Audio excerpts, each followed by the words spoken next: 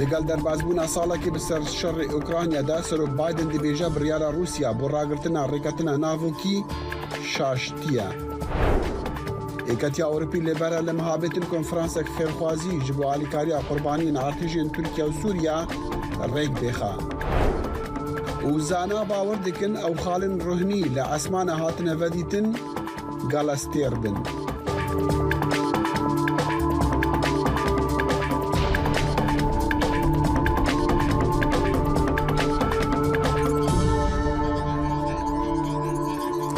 دەم باش بخێر هاتن بەرنامەیە کورد کۆنەکشن ji dengê Amerîka. Li Washington niha demijmêr heftî spêdeya roja pênc şemûyê ye. Dexîlê şemû hîviya demên xweş ji we re dike. سەرۆکی ئەمریکی جۆ بایدن دۆش چارشەمبێ گوت و ئەو باوەڕ دکە شاشتیەک بوو و رووسیا ڕاگەهاندی ئەوێ بەشداربوونا خوا دە پەیمانە کۆنتڕۆلکردنا چەکی ناڤۆکیە رووسیا و ئەمریکادا ڕاوەستینە. دە هەف پەیڤینەکە تایبەتدا دەگەل دەیڤد مۆری تەلەڤیزیۆنە ABC نیوز بایدن گوت چ نیشانینن و رووسیا دە شەڕ و بەهەفچۆنادا دەگەل ئوکرانیا هزرا بکار ئینانا چەکی ناڤۆکی بکە. دە هەف پەیڤینە لە وارسۆدا بایدن گوت ژی ئەو باوەڕ دەکە و ئەمێ بکاربن کێشەیان چارەسەر بکن. دۆ بایدن ji سەردانەکە چارڕۆژی ji بۆ ئوکرانیا و پۆڵەند ڤەگەڕیا واشنتنێ مەبەستە سەرداناوی پشتڕاستکردنا پشتەوانیە ئەمریکا و هەفپەیمانی نوێ ناتۆ بوو ji بۆ کیڤ di şerê dijî dakirkirina رووسیادا. و جوابتا گشتیان نەتەوێنێگرتی دۆش چارشەمبێ دێ ڕونشتنەکە تایبەتە ئاوارتەدا کۆم بوو ساڵێکی پشتی داگیرکردنا ئوکرانیا ji aliyên رووسیا ve. نەتەوێنێگرتی dibêje yan li bere li van rojan dengî li ser biryarekê bide ji bo dawî înana wê dagîrkirinê. Belarûsê du guhertin pêşkêş kirine û dibêje ku divê ew jî bikevin dengdanê. Nûênerê Belarûsê Valentin Raybakov dibêje guhertinên me pêşkêş kirine ne li gora ecendeyek veşartîne. Armancawan ew e bi zûtirîn dem şer û bihevçûn bi rêkên aştiyane û siyasî bi dawî werin. Balyoza Amerîka li netewên Linda Thomas Greenfield jî got ku dengdan dê bikeve dîrokê û em ê bibînin ka helwestê gelên cîhanê li hember aştiyê li Ukrayna çawan e. دوای سەردانە لە ناکاوەکەی بۆ کیڤی پایتەختی ئوکرانیا سەرۆک جۆ بایدن ڕۆژی سێشەمە وتارێک لە قەڵای شاهانەی لە وارسۆ پایتەختی پۆڵەند پێشکەش کرد بە بۆنەی ساڕۆژی یەک ساڵەی لەشکەرکێشی رووسیا بە تیش خستنە سەر چۆنێتی یەکخستنی ناتۆ ڕۆژئاوا و ئەمریکا بۆ پشتیوانیکردنی ئوکرانیا. جۆ بایدنی سەرۆکی ئەمریکا ڕۆژی سێشەممە گەڕایەوە بۆ ڕۆیڵ کاسڵ لە وارشۆی پایتەختی پۆلۆنیا لەو شوێنەی ساڵی ڕابردوو وتارێکی پێشکەش کردبوو ئەوەش بە مانگێک دوای ئەوەی رووسیا ئۆکرانیای داگیر کرد. لە دوایین وتاریدا سەرۆک بایدن بەرگری لە هەوڵی هاوپەیمانی ڕۆژئاوایی کرد بۆ یارمەتیدانی کیێڤ لە بەرگری لە خۆکردنی. ساڵێک لەمەوە بەرجیهان خۆی بۆ کەوتنی کیف ئامادە دەکرد، بەڵام وا من ئێستا لە سەردانێکەوە هاتوون بۆ کیف و دەتوانم بڵێم کیف خۆڕاگرە و سەربەرزە و لە هەمووی گرنگتر ئازادە. لە هەمان ڕۆژدا ڤلادیمیر پوتینی سەرۆکی رووسیا بۆ یاسادانەرانی پەرلەمانی وڵاتەکەی دوا و گوتی ئەمریکا و ناتۆ دەیانەوێت شکستێکی استراتیژی بە وڵاتەکەی بدەن. پوتین بەشداریکردنی لە پەیماننامەی نیو ستارت هەڵپەسارد ئەوەی ڕێکەوتنێکی مێژوویی کۆنتڕۆلکردنی چەکە و پوتین هەڕەشەی دەستپێکردنەوە بە تاقیکردنەوەی ناوچی کرد. لە سەرەتای مانگی دووی ئەم ساڵدا هاوپەیمانی ناتۆ بەیاننامەیەکی دەرکرد و تایدا داوا لە رووسیا دەکات وەک دەڵێن بگەڕێتەوە بۆ جێبەجێکردنی پەیماننامەی چەکی استراتیژی هێرشکردن لەوانە ڕێگەدان بە چوونی پشکنەران بۆ دامەزراوەکانی بەرگری ناوەکیمان. من تەنانەت نازانم چی ناوە بنێم چ شانۆگەرێکی ناژیرانەیە. لە وتەکەیدا ڕاستەوخۆ ئاڕاستەی هاوڵاتیانی رووسیای کرد سەرۆک بایدن جەختی کردلەوەی کە ڕۆژئاوا دوژمن نییە. ڕۆژئاوا پلان ڕێژی بۆ هێرشکردن سەر رووسیا ناکات وەک پۆتین دەڵێت. هەروەها ملیۆنەها لە هاوڵاتیانی رووسایی ئەوانەی تەنها دەیانەوێت لەگەڵ هاوسەکانیان بە ئاشتی بژین ئەوان دوژمن نین. ئەم جەنگە هەرگیز پێویستێک نەبوو بەڵکو و تراژیدیایەک بوو. سەرۆک بایدن ئەوەی دووپات کردەوە کە کاملا هێرسی جێگیری سەرۆک چەند ڕۆژێک پێشتر لە کۆنفرانسی میونخ بۆ ئاسایش ڕایگەیاند ئەمریکا ئەوەی دیاری کردووە کە مۆسکۆ تاوانەکانی دژ بە مرۆڤایەتی و دژ بە وڵاتیانی ئۆکرانی ئەنجام داوە. سەرۆک بایدن هاوکاتی سەردانەکەی لەگەڵ ئەندرێ دوودا سەرۆکی پۆلۆنیا کۆبەوە و سوپاسی کرد بۆ پشتیوانیکردنی پۆلۆنیا لە ئۆکرانیا و هاوبەشانی ناتۆشی دڵنیا کردەوەی ئەگەر رووسیا هێرش بکاتە سەر پۆلۆنیا ئەوە واشنگتن وەڵامی رووسیا دەداتەوە. کۆشکی سپی دەنگۆکەی مۆسکۆی ڕەت کردەوە کە گوتبووی سەرۆک بایدن بەر لە سەردانە کتوپڕەکەی ڕۆژی دووشەمەی بۆ کیەڤ بۆ ئەوەی چاوی بە سەرۆکی ئۆکرانی ڤۆڵۆدیمیر زێلێنسکی بکەوێت بۆ ئەو مەبەستە دڵنیایی بۆ سەلامەتی ئاسایشی لە رووسیا وەرگرت بێت. دەتوانین و دەبێت ئەو کارە بکەین بۆ ئەوەی ساڵی 2023 ببێتە ساڵی سەرکەوتن. بەر لەوەی ڕۆژی چوارشەمە بگەڕێتەوە بۆ واشنگتن سەرۆک بایدن لەگەڵ ڕابەرانی ناتۆ و وڵاتانی پێی دەگوترێت بوخارست ناین کۆبەوە بۆ پاستی ویدە کۆسوارە سمکۆ عەزیز دەنگی ئەمریکا. دەنگی ئەمریکا جافکانیەکە پێباوەریان و چاو ئاگاهیان.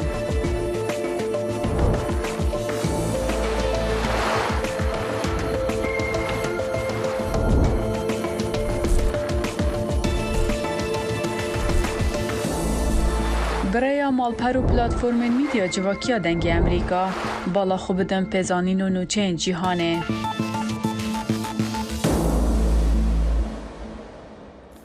ئەڵمانیا دوو خەباتکارن بالۆزخانە ئیرانی bi kesên nexwaziyar da naskirin û ferman da ku ew ji Almanya derkevin. Biryara hikûmeta Almanî li hember reftarê Îranî bû ku cizayê îdamê li ser welatiyekî Almanî bi esil Îranî daniye.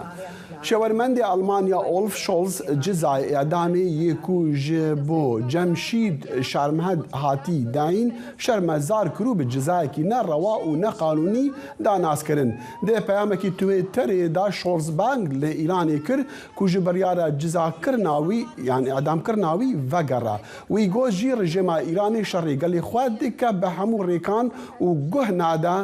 mafên mirovan. بۆ توێژ لەسەر ئەم بابەتە و چەند پرسێکی تر پەیوەست بە ئێران میوانداری ڕۆژنامەنووس و میدیاکار کاکیوا گوڵ محەممەدی دەکەین کە ئێستا لە ڕاستەخۆ لە سوید لەگەڵمانە کاکیوا زۆر سوپاس بۆ کاتی جەنابەت یعنی ئەم بڕیارەی ئەڵمانیا بە کورتی بۆ چۆن چیە لەسەر ئەمە و نەکار ئەمە پێشەند ڕۆژێکی چەند ڕۆژێک دیسان بینیمان کە یەکێتی ئۆروپیا دیسان ئابلوقا لەسەر چەند دوو وەزارەت و وەزیر و چەند خەڵکی تری کەسایەتی ئێرانیان سەپاندووە. ڕای جەنابەت بۆ چۆنی جەنابەت؟ سپاس بۆ ئێوە هەروەها بۆ بینەران و بیسەرانی بەرنامەکەتان. ئەڵمان هەر لە سەرەتای شۆڕشی گەلانی ئێرانەوە یانە لە 6 مانگ لەمەوە بەرەوەیەکێک لەو حکوومەتانە بوو کە هەم لە پارلەمان هەم لە ئاستی حکوومەتدا بەرامبەر بە حکوومەتی ئێران و دەسەڵاتدارانی ئێرانی هەڵوێستی توندی نواند و لایەنگری لە گەلانی ئێران کرد. دواتریش لەم ڕۆژانەدا کە جەمشید شارمەد هەم هاوڵاتی ئێرانی ئەڵمانی لەلایەن دەسەڵاتی دادوەری ئێرانەوە حکمی ئەدامی بەسەردا سەپێنراوە هەڵوێستی ئەڵمانیەکان تونتر بووەوە لەو پێناوەدا پێیان وایە حکوومەتی ئێران لە حەدی خۆی زیاتر ڕۆیشتووە. وڵاتانی ئەوروپاییش سەبارەت بە ئێران هەڵوێستیان هەبووە، یەکێتی ئەوروپا هەڵوێستی هەبووە، بەڵام هەڵوێستەکان هەتاکو ئێستا لە ئاستی یەکلاکەرەوەدا نەبوون. هەڵوێستەکان تەنیا لە ئاستی پاراستنی مافی مرۆڤدا بوون و ئەو گەماڕۆیانەی کە خستویانتە سەر ئێران لە چوارچەوەی ئەو گەماڕۆیانەدا کە ئەمریکا زیاتر دەیسەپێنێت ئەم ئەوروپایەکانیش هاواهەنگی دەکەن. ئەوەش لە ڕاستیدا ژیانی گەلانی ئێرانی تاڵتر کردووە و ڕژیم هەتاکو ئێستا بەو شێوەیە کە پێویستە کاریگەری ئەو گەماڕۆیانەی وەرنەگرتووە. کاکیوا من ئەوەی بزانم کە جەنابەت ئاگاداری سەردانەکەی وەزیری دەرەوەی ئێران بوو بۆ بەغاوە دوێنێ کۆبوونەوەی هەبوو هەندێک داواکاری هەبوو هەندێک بابەت هەبوو. حەزەکەم بەگشتی ئەگەر بۆ چۆنی جەنابەتوە چی لەو سەردانە تێگەشتیت؟ بەڵێ سەردانی وەزیری کاروباری دەرەوەی ئێران بۆ عێراق لە ڕاستیدا دوو لایەنی هەبوو. یەکێکەوەی ویستی جارێکی دیکە پەیام بە ئەمریکاییەکان و هاوپەیمانەکانی بداکە ئەوان لە عێراقدا دەتوانن ڕۆڵ بگەڕن چونکە تێچاوی بە مالکی کەوت و چاوی بە بەرپرسەکانی حەشدی شعبی کەوت. لەلایەکی دیکەشەوە لە پرێس کۆنفرانسی هاوبەشیدا لەگەڵ وەزیری کاروباری دەرەوەی عێراق بەڕێز دکتۆر داوتی دەبێت هێزە کوردیەکانی دژبەری ڕژیمی ئێران لە باشووری کوردستاندا نەمێنن. دیارە ئێران بە بەردەوامی ئەوەی دووبارە کردووەتەوە و جەبکردنەوەی ئەمیر عەبدوڵاهیان لەم کاتەدا و بەهێنانە گۆڕی حیزبەکانی ڕۆژهەڵاتی کوردستان کە لە باشووری کوردستان جێگیرکراون بە شێوەیەک لە شێوەکان پەیامێکە بۆ حکوومەتی هەرێمی باشووری کوردستان کە سنوورەکان ئاستەنگ نەکات بە تایبەتی کە لەم کاتەدا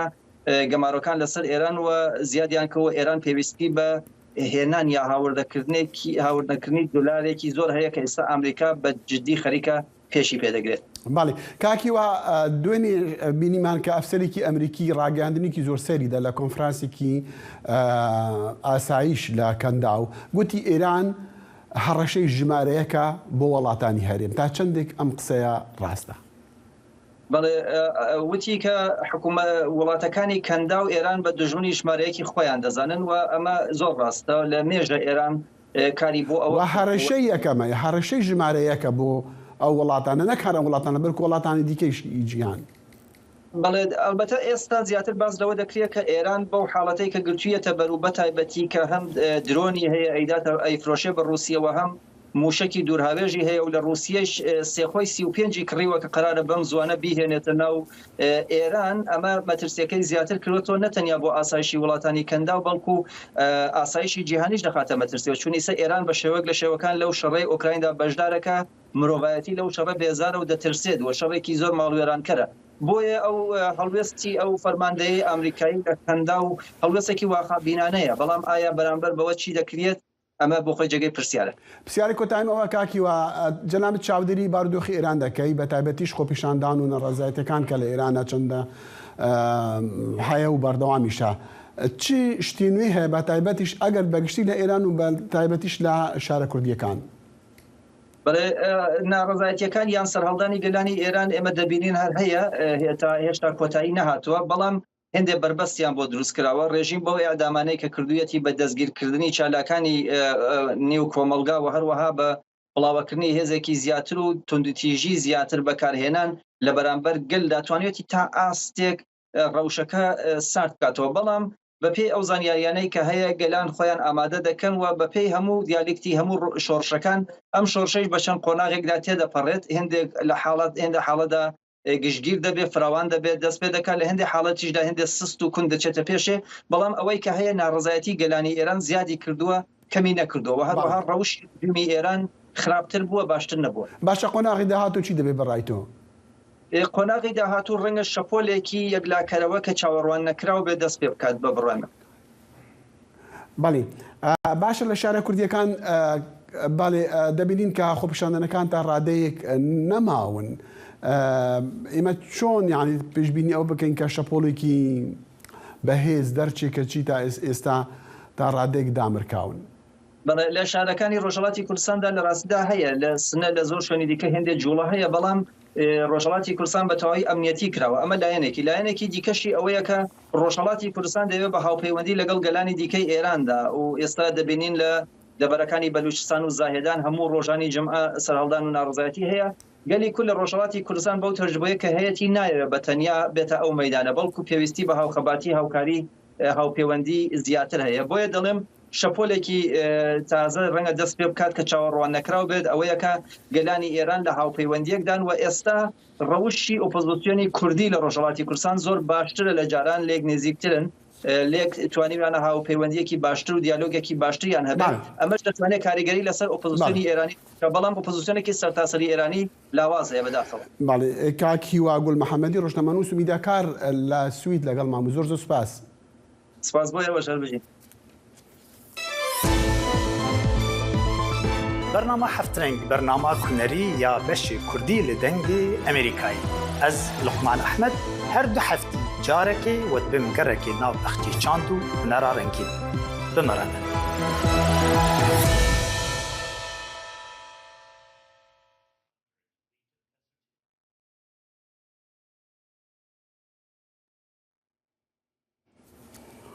بەێ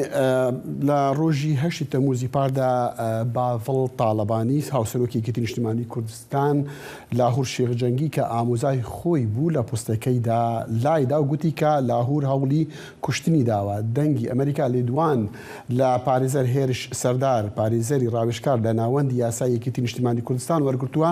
سەبارەت بە پرسیارێک ئایا بەپێی چی یاسایەکیان پەیڕەوی یەکێتی نیشتیمانی کوردستان بووە کە بڕیاری لادانی لاهور شێخجەنگی دراوە باجێ لە وەڵامی بگرین و دیسان لەگەڵ لایەنی دیکەش قسە دەکەین وەڵام ئەم بابەتەی کە کێشەیەکی ناوخۆیەکیتی بووە پێش چەند مانگێکە دەرچووە گوتمان با بزانین دوا ئاگاداری لەسەر ئەم بابەتێکی باجێ لە پارێزەری ڕاوێژکار لە ناوەندی سیاسی یەکێتی نیشتیمانی کوردستان هێرش سەردار بگرین. گوێرەی پێڕەو ئەنجومەنی سەرکردایەتی دەسەڵاتی گۆڕانکاری هەیە لە ناو ئۆرگانەکانی یەکێتیدا چ بە دوورخستنەوە یاخود لابردنی کەسێک بێ یاخود بە هەڵپەساردنی و یاخود گۆڕانکاریکردین لە شێوازی بەڕێوەبردنی ڕێکخراوەی و حیزبیدا و ئەو گۆڕانکاریە کە لە دوای ئەو ڕێکەوتەوە ڕوویداوە پاڵپشتە بە پەیڕە و پرۆگرامی پەسەندکراوی کۆنگرەی یەکێتی نیشتیمانی کوردستان کە بە زۆرینەی دەنگی ئەندامانی سەرکردایەتی یەکێتی نیشتیمانی کوردستان پەسەند کراوە و پاڵپشت بەو پەیڕەوە ئەو گۆڕانکاریانە ئەنجام دراون. لە وەڵامی پرسیارێکدا ئایا ئەمە بڕیاری سەرکردایەتی تێکڕای سەرکردایەتی یەکێتی نیشتیمانی کوردستان بوو دیسان وەڵامی بەو شێوەی داوە؟ بە پێی پێڕەو کاتێک بابەتێکی یاسایی یاخود تایبەت بێ بەدەنگی ئەندامانی کۆنگرا ئەو بابەتە عرض دەکرێت بۆ ئەندامانی سەرکردایەتی و ئەندامانی سەرکردایەتی کۆدەنگیەکی یاسایی پاڵپشت بە پێڕەوی ناوخۆی حیزبەکە ئەنجام دەدەن بەڵێ ئەو بابەتە لە ئەنجومەنی سەرکردایەتیدا قسەی لەسەر کراوە و بڕیاری لەسەر دراوە ئەو بڕیارێکی ئەنجومەنی سەرکردایەتی و کۆدەنگیە بووە. ئایا بۆ ئەم کێسان نایبن لە پێش دادگایەکی نێونەتەوەی یەکلای بکرێتەوە لە وەڵامەکەیدا ئەم پارێزەرە دەڵێ؟ لە ئەسڵدا کەیسی یەکێتی وەکو یەکێتی کەیسی نییە تا بیباتە دادگا بەڵکو ئەوەی کە ئەو لایەنی کە هەست بە زوڵم یاخود بێدادی یاخود هەست بە ناحەقیەکە بینە کە لە بەرامبەری کراوە پەنای بردوێتە بەر دادگا لە ڕووی یاساییەوە بەپێی پێڕەوی ناوخۆ و بەپێی قانونی ئەحزاب و بەپێی دەستوری عێراقی لایەنی تایبەتمەند دادگای تایبەتمەند بە یەکلایکردنەوەی ئەم کێشەیە سەرەتا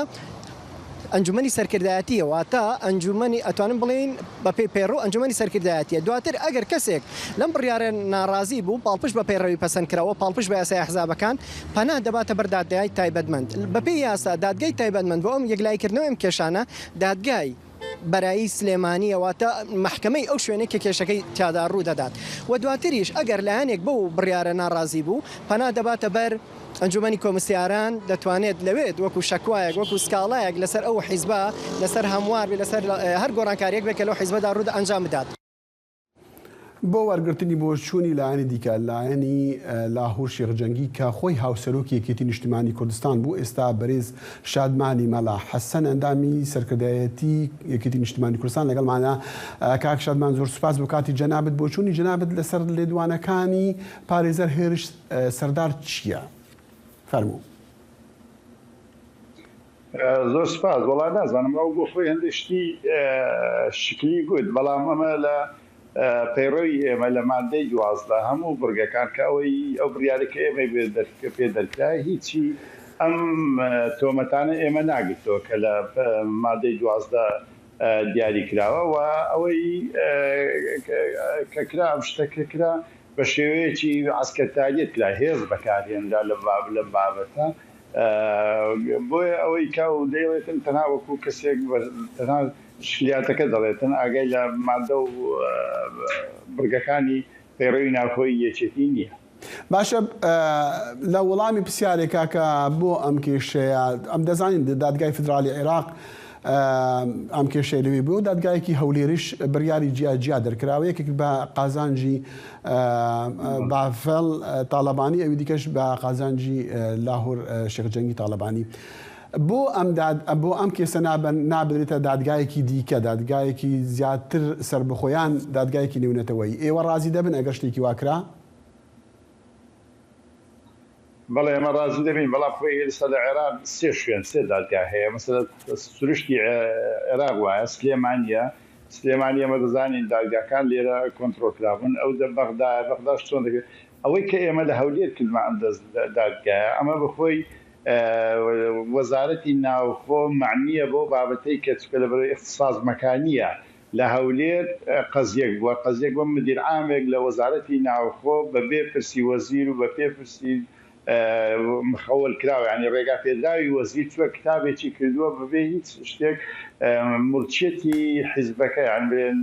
سەرۆکی حیزبەکەی کردوتە یەک کەس لە هاو سەرۆکیەوە لەوێەوە ئەم قەزیە وەکو اختصاص مەکانی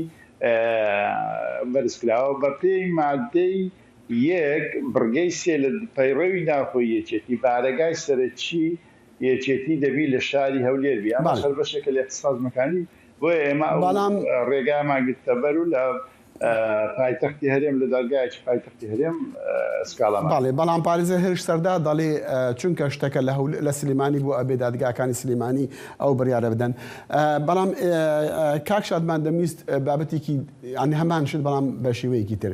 زۆر لایەن باسی ئەوە دەکەن کە پارتی یان ادعای ئەوە دەکەن کە پارتی دەستی هەبوو لەو کێشەی نێوان لاهور و ئامۆزایەکەی بافێلدا و بابەتی ئەوەی ژەهرکردن و هەوڵی کوشتن و شتانە کەوتە ناوە تا چەندێک لایەنی دەرەکی دەرەوە یەکێتی دەستیان هەبوو لەم کێشەیەدا بۆ خۆی ئاساییە هەموو لایەنێکی دەرەکی بە لە بەرامبەرەکان ینی لە بریان ڕکابەرەکانی لەسەر کار بکاتن ینی بە لە کاتی خۆشی ئەم بابەتە سەرۆکی هەرێم ینی بە بڕیاری بەنهێنی دوو بڕیاری بۆ مافڵ تاڵەبانی و وڵات تاڵەبانی دەرکردو کە لەسەرەوەی کە دەتوانن سەرۆکی دەستگای زانیاری و سەرۆکی فەرماندەی دژەتیرۆ لە سلێمانی بگۆڕن و ئەوان شاتن بە شێوەیەکی هێز ئامادەکردن و کتوپڕی بەسام دوو شوێنیاندادا و کارەکەیان بە زەبری هێز جێبەجێ کردو ئەوەش کە مەسلەی تۆمەتەکە بۆ هاتە گۆڕەکە مەسلەی ژارە بەڵام ئەوان پەنیان نەبردو هیچ دادگایەک هیچ جژنێکی حیزبی و ئیتر لەو ڕۆژەوە مەسلە کە دەسەڵاتەکانی یەکێتی نیشتیمانی کوردستان زۆری دەکرد لەلای ئەنجومەنی بە سەرکردایەتی ئیتر ئەنجومەنی سەرکردایەتی دەتوانم بڵێم لە کار خرا ینی مەسلە هیچ ئەو ڕۆڵەی نماکە دەوری هەبیتن لە سەرکردایەتیکردنی حیزب و بەڕێوەبردنی حیزب و دەرکردنی بڕیارەکان کاک شادمان خۆمان دەزانین لە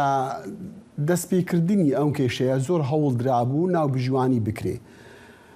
پێتان وایە کە لایەنێک دەتوانێت ناو بژوانی بکە و ئەو کێشەیە لە ناوبینی هەردوو وەکو بڵی سەرکردەی یەکێتی نیشتیمانی کوردستان یان هەردوو لایەنی یەکێتی نیشتیمانی کوردستان چارەسەر بکرێ و جارێکی تر پێکەوە بتوان کار بکەن وەڵام بەخۆی لایەنی ناوژی کات هەبووە هەر هەش ئێستاش هەیە بەڵام دەکرێتەوە سەر ئەوەی لایەنی کە بڵێن ئەوەی ئەنجامدەری ئەو کردەوانە چەندە بەرژەوەندی باڵە حیزبەکە چەند خوێندنەوەی هەیە بۆ واقعی یەکێتی نیشتیمانی کوردستان چکە ئەو لەوانەیە بە شێوەیەک بیر بکاتەوە کە پێی وایە ئەگەر ئەو بەرپرسیارەتی یەکەمی هەبی حیزبەکە قەبارەی حیزبەکەی چەندی چەندەوی کێشە نیە واقعەیەکی لە کوردستان هەیە بەخۆی ئێستا تا ئێستا کە مەسەلا ئەم واقعی لە هەرێمی کوردستان هەیە دابەشبوونی هێز و زۆرێک سەیتەرەکردنە سەر دەسەڵات لێرە و لە زۆنی زەرد و زۆنی سەوز ناوی لە هەرێمی کوردستاندا ئەمانە هەتا ڕادەیەکەوەی دەکەن بەڵام ئایا قەبارە و ژمارە و ڕێژەی دەنگ چەندمایان ئێمە لە دوای هەڵبژاردن یەکێتی نیشتیمانی کوردستان دەنگەکانی زۆر زۆر هاتە خوارێ کە ئەو کاتە ئێمە لە ناو یەکێتی نیشتیمانی کوردستان بەڕسمی مابووین ینی بە بڕیار و ئەوانە دەرنەکرابن کە ئێمە پاڵپشتی هەڵبژاردنمان دەکەمان دەدا بەڵام ئەوجە بایکۆتێکی زۆر هەبوو بەرحاڵ زۆر سوپاسی بەرێز شادمانی مەڵا حەسەن ئەندامی سەرکردایەتی یەکێتی نیشتیمانی کوردستان دەکەین بۆ ئەم وتوێژە سوپاس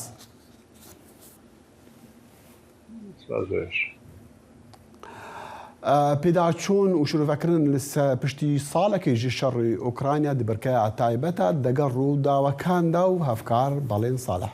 بەڵێن فەرموو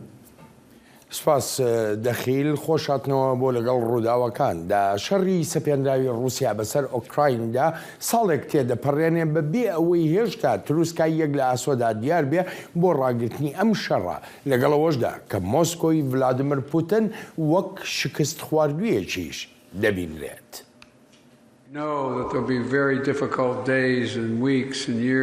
دەزانین ڕۆژان و هەفتە و ساڵانێکی قورس لە پێشمانن بەڵام ئامانجی رووسیا بۆ سڕینەوەی ئۆکراین لە نەخشەدا و شەڕی پوتین بۆ داگیرکردن شکستیان هێناوە لەشکری رووسیا نیوەی ئەو ناوچانی داگیری کردبوون لە دەستی داوە دەیان هەزار گەنجی بەهرەمەندی رووسایی لە وڵاتەکەیان ڕادەکەن و ناشیانەوێت بگەڕێنەوە بۆ رووسیا هەر ئەوە نییە لە ئەرکی لەشکری ڕابکەن ناشیانەوێت بگەڕێنەوە رووسیا چونکە هیچ ئایندەیەک بۆ وڵاتەکەیان نابینن. وەک ئەمریکا دەڵێ سیاسەتەکانی سەرۆکی رووسیا هەر تەنها لە دژایەتیکردنی دیموکراتی و جیهانی ئازادا سنووردار نەبووە، بەڵکو مەبەستی تریشیان و ئەو سیاسەتانەی ژوایان کردووە کاردانەوەش لە ناو رووسیادا هەبێت. پوتین وهای دەزانی ئۆکراین لاوازە و ڕۆژ ئاواش دابەشە، وەک لە سەرەتاوە باسم کردووە. پوتین پشتی بەوە بەستووە کە ئێمە وابەستەی یەکتری نەبین، پشتی بەستبوو بەوەی نەتوانین یەکگرتووی لە ناتۆدا بپارێزین، پشتی بەوە بەستبوو کە نەتوانین لایەنی تر بۆ پشتیوانی لە ئۆکراین کۆبکەینەوە. پوتین وهای بیر دەکردەوە دەتوانێت لە ئێمە زیاتر بەرگە بگرێت. جا ئەوە تا بە ئاشکرایی هەڵا بووە و یەک ساڵیش دوای ئەم شەڕە بەڵگەی هەڵەبوونی پوتین لێرەدایە کە پێکەوەین. لێکەوتەکانی شەڕی سەپێنراو بەسەر ئۆکرایندا هەر تەنها ئەو ناوچەی جیهانی نەگرتوێتەوە و کاریگەریەکانی ئەو شەڕە پەلدەهاوێژن بۆ ڕۆژهەڵاتی ناوەڕاست و هەروەها شوێنەکانی تری جیهانیش. ئەحمەد ئەسکەندەری نووسەر و شیکەرەوەی سیاسی میوانی ئەم هەفتەیە لەگەڵ ڕووداوەکاندایە. کاک ئەحمەد، سەرەتا زۆر سوپاس دەکەم بۆ ئامادەبوونت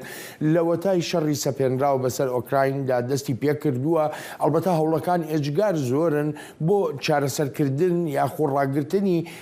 ئەم شەڕە، بەڵام هەتا ئێستا هیچیان سەرکەوتوو نەبوون. ئەم شەڕە چەندی تر درێژە ئاکێشەیە؟ ڕێسلااو بۆ ئێوە بۆ بینەرانی بەڕێز، ئەم شەڕە لەوە چێ درێژتر لەوە بێکە پێشبینیەکرێ. تەمان ئەگەر رووسیا شەڕەکەی دەست پێ کرد پێیوە بوو بە چەند ڕۆژێ لانیکەم هەفتەیەک کۆتایی پێدێ، بەڵام ئەوەی کە ئێستا سەرۆکی ئەمریکا بایدێن کوتی ئەو بۆ چوونەی رووسیا زۆریش هەڵە نەبوو بەڕاستی، هەم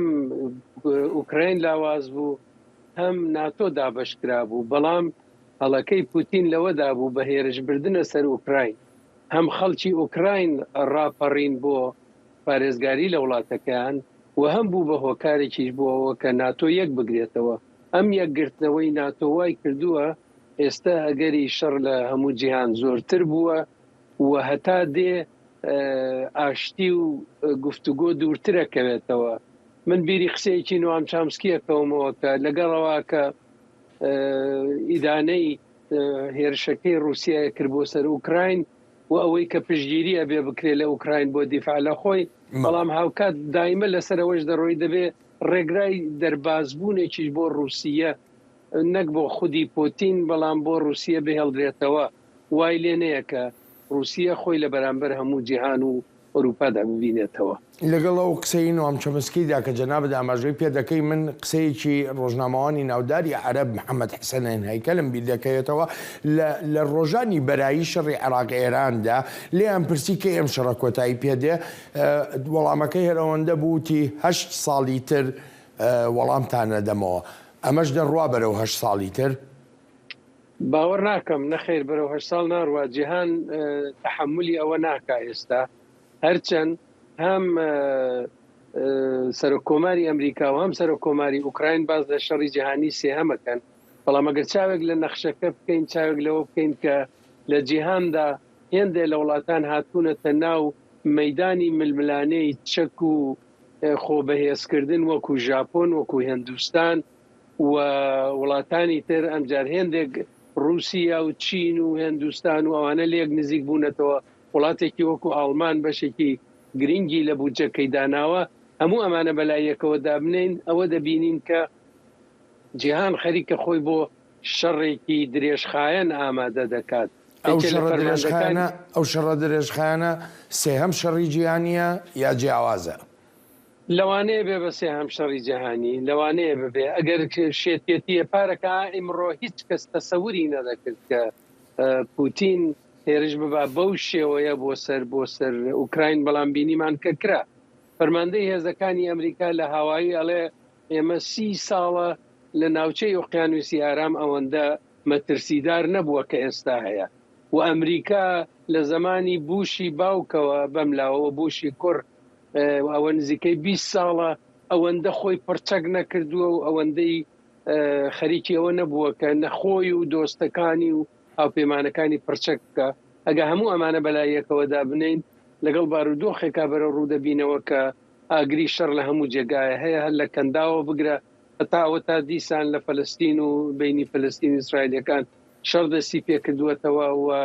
مەترسی هەیە بەڕاستی هەرچەند لایەنی پەیمانی شانگهای کە رووسیا و چین و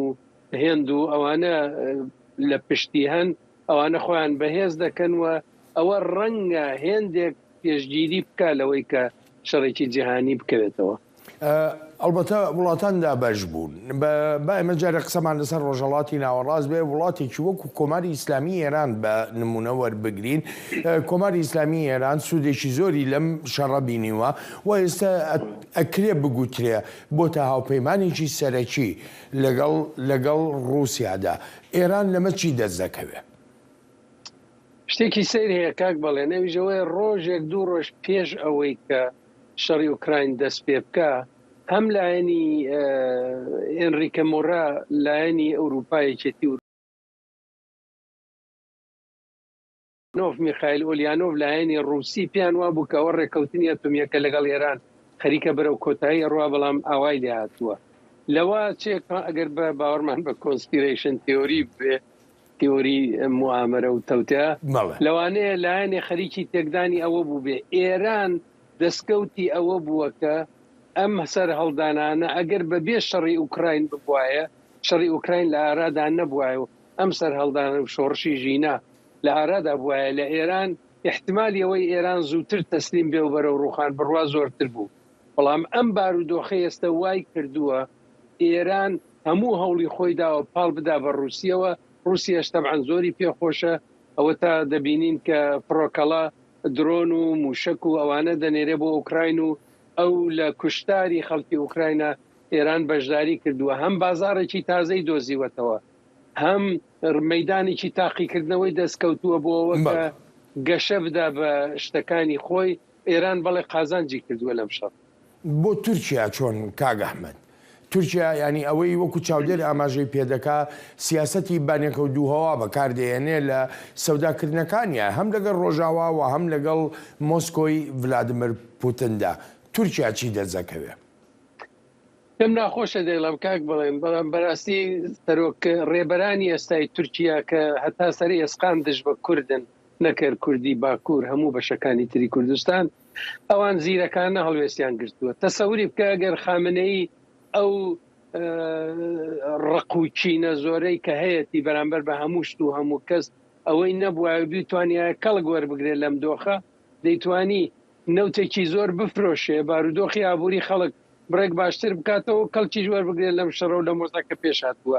ئەوە ئەو نەیکرد ئەردۆغان کردوێتی ئەردۆغان کەڵکی وەرگرتووە لەو پێگە استراتێژیکەی کە هەیەی کێشەی بووە لەگەڵ ئەمریکا کێشەی لەگەڵ ناتۆ بووە بەڵام لەولاوە وڵاتانی ئیسلامی و وڵاتانی ڕۆژهەڵاتی ناوەڕاستی لە خۆی نزیک کردووەتەوە جا کە شەڕی ئوکراین پێشهات توانی بەڕاگررتنی باڵانس و بە خۆنزیکردنەوە لە رووسیە ڕۆڵێکی وها ببینە کە گۆیا بێلایەنە کەچی بێلایەن نییە بەشێکە لە ناتۆ و بەشێکە لە شەڕەکانی ڕۆژهەڵاتی ناوەڕاست بۆیە تورکیا بە بڕوای من توانیوەتی خۆی بدەرباسکە کێشەی تورکیا سەرڕۆیی شخصی ئەردۆغان و ئەو دیکتاتۆریەوە ئەو ناتەباییەیە کە ریزەکانی ناو ئەلیتی سیاسی و هێزە سیاسەکانی تورکیا هەیە کە لەوانەیە تووشی ئەردۆغان تووشی کێشە بکە لە هاوینی داهاتوودا. کاگ ئەحمەد سوپاس و پێزانینم بۆ بەشداریەکەت زۆر سوپاس دەکەم. ئەلبەتە ئازیزانم سوپاسی بێپایان بۆ ئێوەی خۆشەویست ئێستاش دەگەڕێنەوە لای دەخیلی شەمە و کورد کۆنێکشن. دەنگێ ئەمریکا جافکانیەکە پێباوەریان و چاو ئاگاهیان.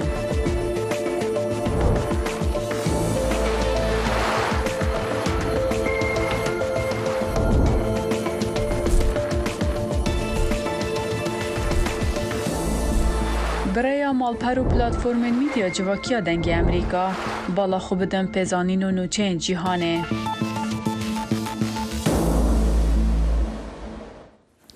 ڕادارێکی پایە بلندی کەتیا ئەوروپی دەبێژە دێ ئۆپراسیۆنەکە نو ئاوادانکردنایە و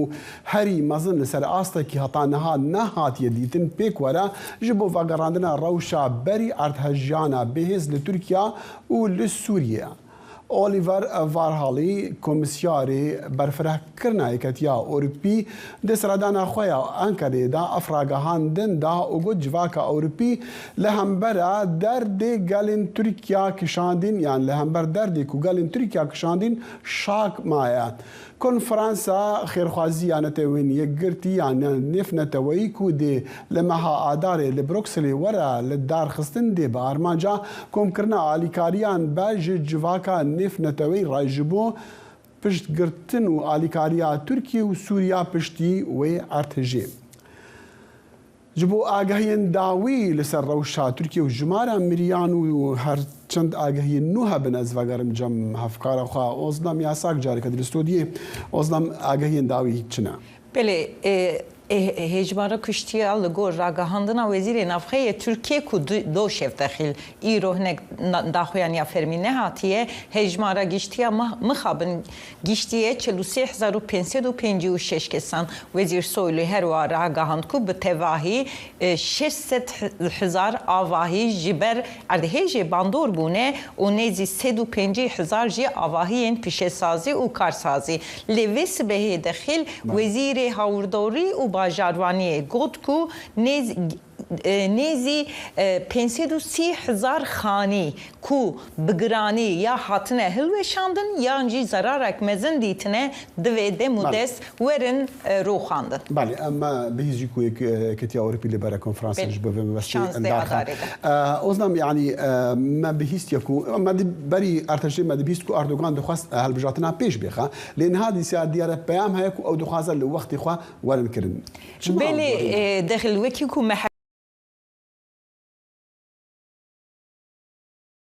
پیشتی اردهیجی گفت که جمر سالک دم بدن و از جنوبه هر تشتک آوا بکم لی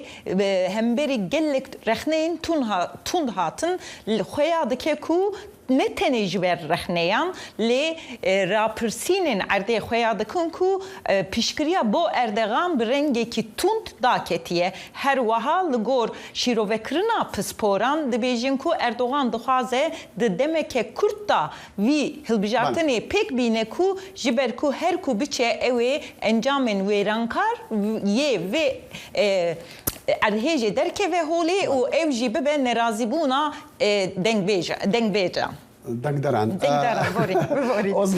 اوزلم ما دنگو باز ده و پیر گله که 20 نیسا جنها جی دنگو باز هم سر چوادی بیجن تپاسر کرنا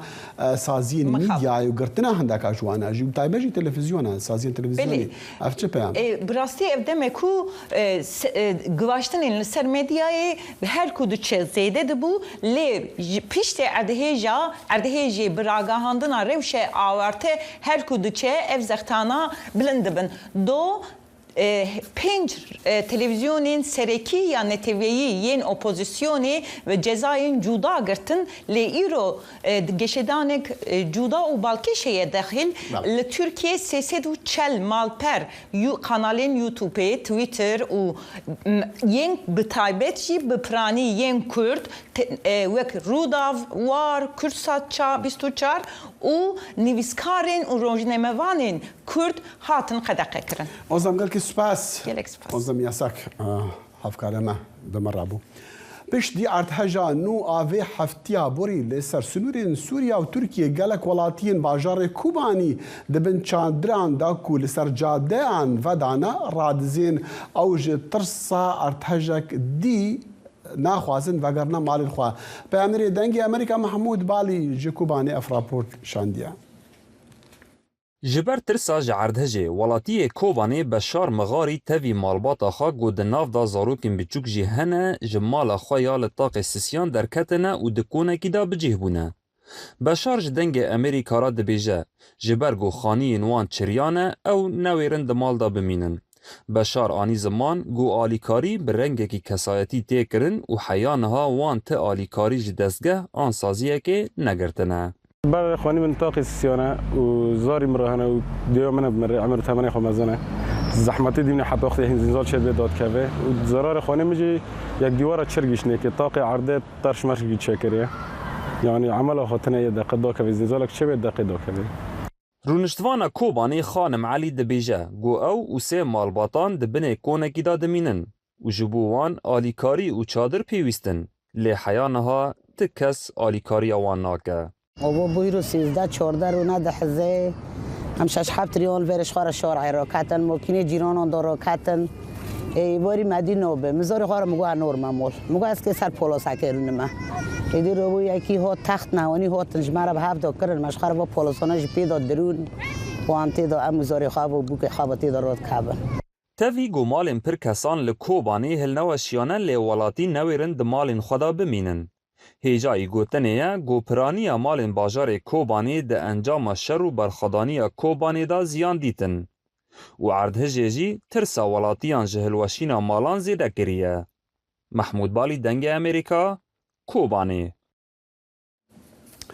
کم کس کتنا قادا کارداری دواری میدیا جواکی دا جبر کو هر کس دکاره خودی برهمی خوابه و هلبتی جبر جماره زیده یا سازین راگهاندنی تلویزیونان و سازین دین آگهیان لی ایرو ما میوانه که خواه وکا کارداری دواری سوشال میدیا ده ناس کرن و جبوچن سازین امریکی و ین نفنتوی جی کار کریا هلبت لسر مجارین گریدای هریما کردستان عراقی و عراقی جی سالار فائق نها بمره قل کی بخيراتي زور سپاس يعني ازانم يعني الولات جهاني سازين مزنين راقهاندني هنا سوشيال ميديا هنا كارد كان جبو دزقا جبو تبيج يعني حكومات جبو ريخستيا لهريما كردستاني كارداري كوصا بو سوشيال ميديا هبا انا زانم تشوايا حس كم تشمر بيجي تشوايا راستي السوشيال ميديا الهريما كردستان العراقي سرتسري جهاني بشوي زي كي قالكي زياده بتكارينان العراقي زيتر 2 ساعات روزانه كساني اعتيادي سوشيال ميديا بتكارينان اجبرندش تاثير السوشيال ميديا سرجيانا ما روزانه قالك و دباري السوشيال ميديا سرانسري هريما كردستاني وروساش العراقي قالك منظمات عندنا حكوميتين قالك شركاتين بيستن و سوشيال ميديا بكاربينين كاكو مسجين قاخو بشويزي كي باشتر بخلك كي كان يان حكر شركه بتن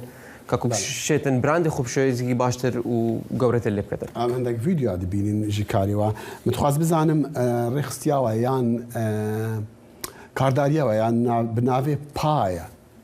دبيجاكو ام بياميوا بهز كان جبوكو ارمان جاوا يعني جي اركيوا كاريگر با چاوا افتشت تذكرن بريكا سوشيال ميديا هر براندك بدن اگر وك شركه بتن يا منظمه كنا حكومي بتن بشتيكو تواصلي قال مالكت اما وك باي اما هاري كاريون كينكو اف مسنجينغ وان يعني اف براند وان بغيني خلك كيف شو زكي باشتر ايكش اكزامبل كو بيشتر ماكرين حملك هاتا كرن البغداي بو باقش كرنا جينجه وي حملوان بي تي في بن كو خلك زياتر قالوان باش داربن كاكو بشين دورو بريد خو باقش كان ما بشي بريكا السوشيال ميديا ام كامباني كيشكين او كامباني بيكاتيش كو مالك جرافيك ديزاين فيديو هروساش حتى شكرنا ويب سايت كاكو ام في مسجي جاي خلككي مشي شك زي 10000 خلك يعني كو باش داربن الفي حمله بس بريكا سوشيال ميديا هروساش اف مسجي يعني كو باقش كان جينجي الفي منطقي اف بي ام جهتا زي 10 مليون كسر باش اونشاد زانن كا او بي ام اوندكن هلبت بوانسا زي وزانم وكارجبو ريخستيا امريكيه اليكاريا يعني كش بيدانا نفنا تويجي كريا عندك فيديو او هابونا لمن خاص بزان اونشاوا كاريغريا وان كاري خود بينن جبوان ريخستيا جبوان دزغهان اوندكن كاريغريا ما او كو اموك اجنسي كسوشيال ميديا اجنسي كماركتينج اند كوميونيكيشن هاري كاريوم كان كو بغينا تارجت اودينس خو بشوزكي افكتيف اوش كو بريكا كونتنت كنت اتا تشاكردن اف كنت نافروكي بالضبط اف كنت اف نافروكال سر سوشيال ميديا اتا بلافكرن تبخو زاني شك اگر ام بحسب كان مثلا سر سوشيال ميديا قالك كونتنت يكو نيجاتيف هي كنت تاثيري بشو زي كاريجاري بالضبط تدي باري ترجمه مدي بلا كو كاريجاري قالك خراب السر خلك كيت كتن بەڵام بتریا منەظەمە یان ئەگەر شەریکە بتن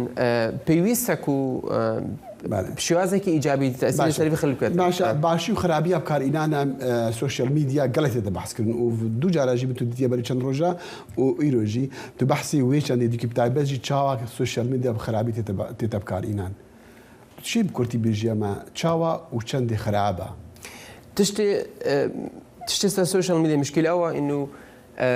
تشتي يكون نيجاتيف بتر بلاف بتن وزتر بلاف بتن هو طبيعة ما يعني إنسانية روصاية إجبارين شكو هر وقت تو سوشيال ميديا فتكي تو بتر تشتي نيجاتيف بينيش تشتي بوزيتيف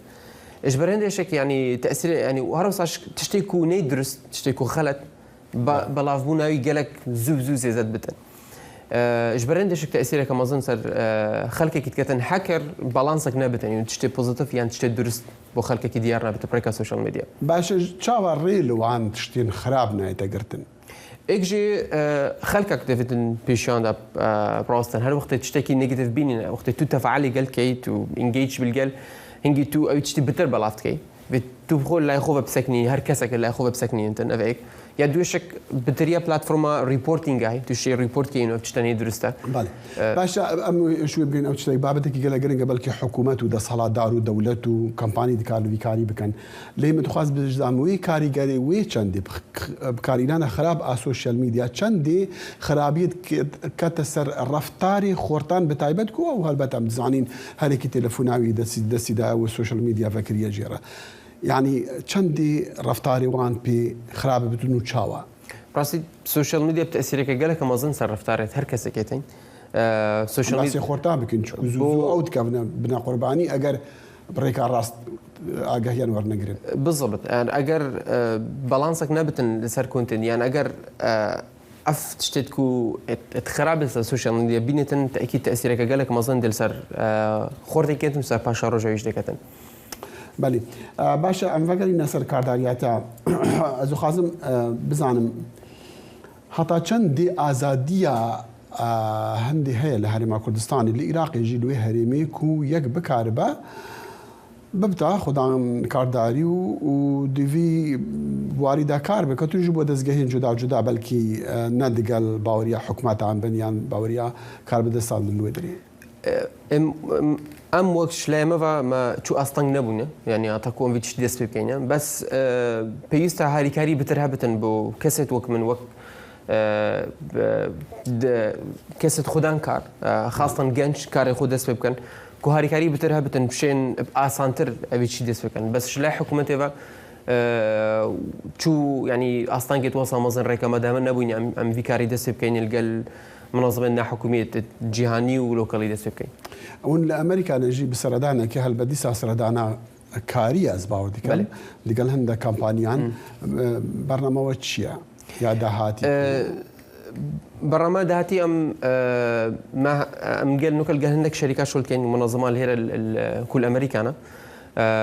هاتي سردان كو باشتر وان بناسي بزيتر منظمه شركات اللي هي بناسين كو كا شلو خليرا بربلاف كينيرا زيتر بله سالار زغالك سياسات كم از داخل سرکتنی بودت کم هر گنج کی کو بکاره با یان هزرا هندی با کارداری دوباره کی د جدا دا کو گلک جاری د وان دا و حوالات اندا تشتین غریب و نامونه سالار فایخ گلک سپاس کار خود ناس کرو کو کارداری سوشال میدیا از بجمت ورک چالک وان سوشال میدیا گلک سپاس تو سپاس جاری کی بخیراتی سعودی دنگ امریکا زانا باور دكن كو او خالن روناهيين نو هاتي ناديتن لعسمانا كلا استيرانا يعني مجرنا وكودي بيجنين استيرناس كش استيرناس عن ديار كريا كو قال او روناهيين قالك ما زن هات ناديتن كودي قالك ديوانا دي بيجني قال استير يعني مجرات بارتشين تقينا مزنا كوبري 600 مليون صالانا كو پشتیوی جهان به هاتیا آفراندن و دیتن دست نشان دکن کو گردونا ما لدست پیکی هاتیا درست کردن مثل بنمای وان پارچن و تقینا مازن و کما گوتی بری 6 سان اف روناهي اف ان تشتي روحن كون وندبينن او خالن كو زانا باوردكن كو او بارچين وتقينا مزن بله تماشاوان نيجا امتين داويا برنامه ايرو يا كورت كونكشن هاتا روجا يكشم يوجارك ديگينه كارشا دو بختورون داخل شمو هيفيا خوشي وشادي جوارا ديكو خدا حافظ